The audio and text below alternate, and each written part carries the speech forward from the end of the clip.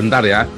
Ini ada bilang di suatu negara ya, negara Eropa ini kan rata mengizinkan LGBT dan kumpul kebo. Bahkan ada kontrak kumpul kebo, itu ada kontraknya. Ya, apakah itu ada yang dirugikan ketika ada yang jadi LGBT itu? Apakah Anda yang ada yang dirugikan ketika tetangga Anda LGBT atau kumpul kebo? Ada nggak yang dirugikan?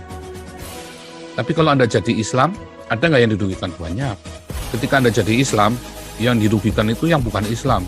Karena memang Islam ini bangsa dan biadab. Puasa saja bikin susah kita, ya kan? Kamu nggak makan aja, bikin susah kita yang makan, gitu loh. Kita disuruh nggak makan juga, kan bangsat biadab. Tapi coba kalau tetanggamu LGBT, kamu rugi nggak? Enggak. Kalau tetanggamu kumpul kebo, enggak. Kamu nggak rugi apa-apa. Jadi lebih baik LGBT dan kumpul kebo daripada Islam, sebetulnya.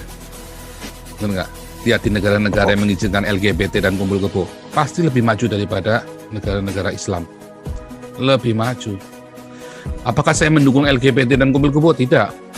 Tetapi saya tidak membenci mereka, dan itu adalah hak mereka untuk mereka mau melakukan itu atau tidak. Tapi kita nggak boleh ganggu mereka. Kita boleh ingatkan mereka, tetapi bukan mengganggu terus malah membuli mereka, nggak boleh.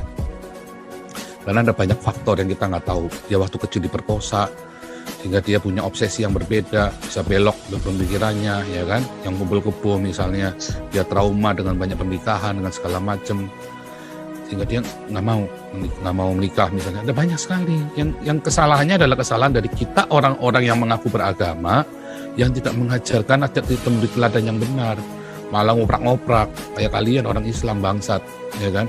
Kalian yang puasa, orang lain suruh susah demi kalian. Nah, itu lebih merugikan daripada LGBT dan kumpul kebo.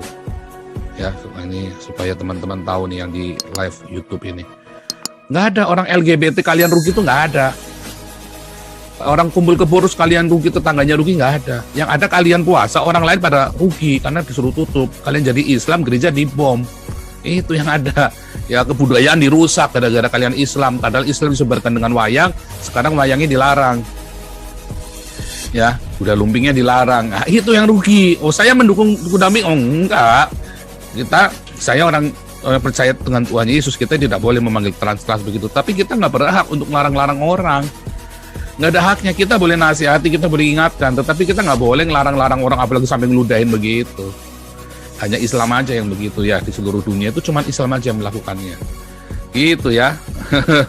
Supaya paham itu kalian tuh yang di live YouTube itu ya. Tolong cek WA dong Pak Paul. Oke, ya silakan Pak Susu Kuda, lanjut coba WA ya.